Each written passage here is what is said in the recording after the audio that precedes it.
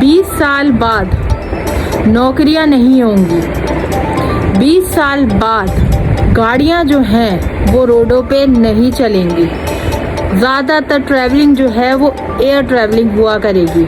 नाज़रीन, मैं आपको बताती चलूँ कि पाकिस्तान टेक्नोलॉजी में वहाँ पे खड़ा है जहाँ पर जब दूसरा मुल्क जदीद तरीन टेक्नोलॉजी को इस्तेमाल करके डस्टबिन के अंदर फेंक देते हैं, तब पाकिस्तानी लोग उस चीज़ को यूज़ करते हैं।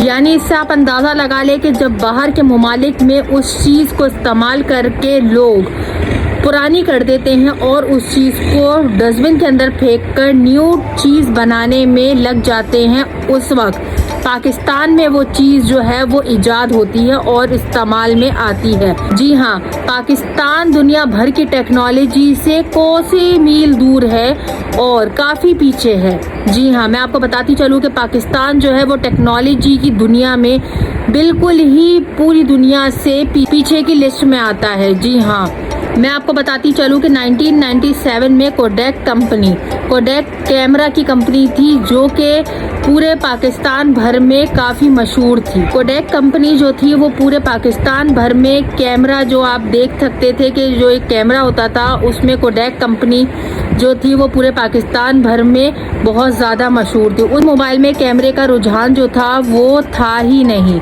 सिर्फ छोटे छोटे मोबाइल कॉलिंग के लिए इस्तेमाल किए जाते। आपको बताती चलूँ कि इस कोडेक कंपनी में 16,000 मुलाजिमीन काम करते थे, यानी 16,000 एम्प्लॉयज़ थे। जी हाँ, and 85% of world's photography was done with Kodak camera.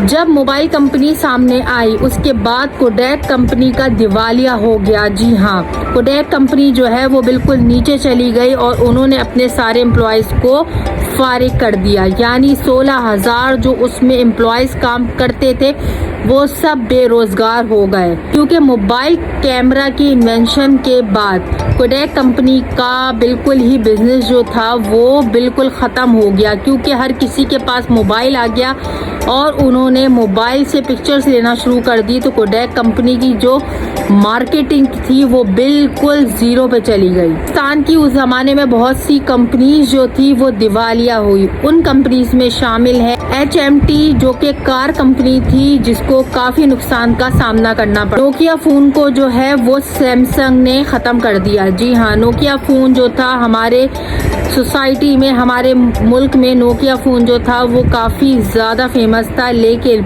Samsung ने नोकिया फ़ोन की जो मार्केटिंग है वो बिल्कुल ख़त्म कर दी। तो बताती चलूँ कि एक सर्वे के मुताबिक आइंदा 10 साल यानी 2030 में जॉब्स का जो तस्वुर है, वो कॉन्सेप्ट है, वो बिल्कुल ख़त्म होता जाएगा, क्योंकि AI जो है वो सॉफ्टवेयर जो है वो बहुत तेज़ी से ऊपर जा रहा है, जिसकी वजह से काफ़ी शोबों में एम्प्लॉयज़ की ज़रूरत नहीं पड़ेगी।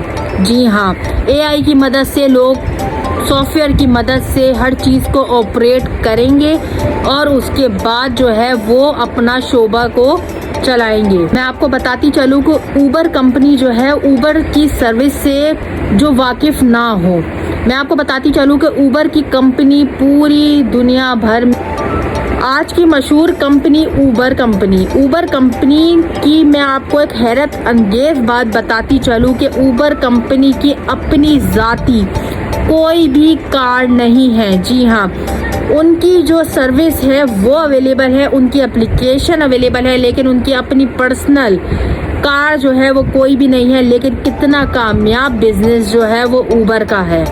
इसके बाद आ जाती है Airbnb, दुनिया की सबसे बड़ी होटल कंपनी है जो कि होटल्स वगैरह की रिजर्वेशन वगैरह करवाती है। लेकिन मैं आपको बताती चलूँ कि Airbnb की अपना ज़ाती कोई एक भी होटल दुनिया भर में नहीं है, लेकिन वो दुनिया भर में जो है होटल की रिजर्वेशन जो है वो चला रही है थ्रू एप्लीकेशन। तो ये होता है बिजनेस। आने वाले वक्तों में जो डॉक्टर्स हैं वो भी AI के ज़रिए रिप्लेस्ड हो जाएंगे। जैसा कि आप सबको पता है कि AI का ज़माना आ रहा है, रोबोट्स का ज़माना आ रहा है। अब एम्प्लॉयमेंट जो है वो इदारों में नौकरियां हैं वो ख़त्म हो जाएंगी आइंदा आने वाले 10 सालों में। न्यू डॉक्टर्स जो हैं वो भी AI से रिप्लेस कर दिए जाएंगे। AI जनरेटेड डाटा होगा और वो भी उसी से चेक किया जाएगा। तो बताती चलूँ कि 2030 में कंप्यूटर की इंटेलिजेंस हर चीज़ को पीछे छोड़ आएगी। जी हाँ, 90% कार जो है वो रोड्स पर अवेलेबल ही नहीं होंगी। जी हाँ, क्योंकि सारी जो कार्स हैं वो हाइब्रिड पे शिफ्ट हो जाएंगी। AI की मदद से बिना ड्राइवर के 2030 में कार्स चलेंगी। जी हाँ, आने वाले वक्तों में मैं आपको बताती चलूँ कि ड्राइवर्स की भी हमें ज़रूरत नहीं पड़ेगी। अब हम जो है वो एप्लीकेशन के थ्रू अपनी गाड़ी बुक करवाएंगे और गाड़ी हमारे घर में आएगी, लेकिन उसके अंदर ड्राइवर मौजूद नहीं होगा क्योंकि वो भी AI के थ्रू ही ऑटोमेटिक तरीके से चलेगी और हमें अपनी जगह पर पहुंचाएगी। जी हाँ, लेकिन इससे ये अच्छी बात होगी कि 90% जो ट्रैफिक रोड हादसा होते हैं उससे हम बच जाएंगे।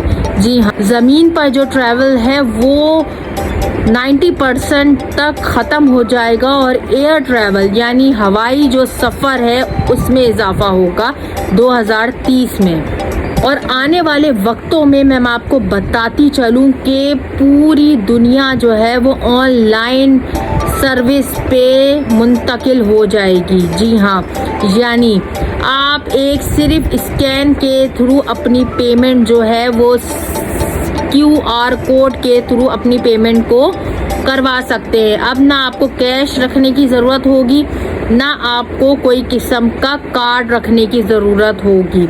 ये सब आपका काम जो है वो QR कोड स्कैनिंग के एक मोबाइल के थ्रू हो जाएगा। नाज़रीन, टेक्नोलॉजी की दुनिया में जो तरक्की हो रही है पूरी दुनिया भर में, पाकिस्तान उससे बहुत ज़्यादा पीछे है। टेक्नोलॉजी की दुनिया में पाकिस्तान जो है वो पूरी दुनिया से बहुत ज़्यादा पीछे है।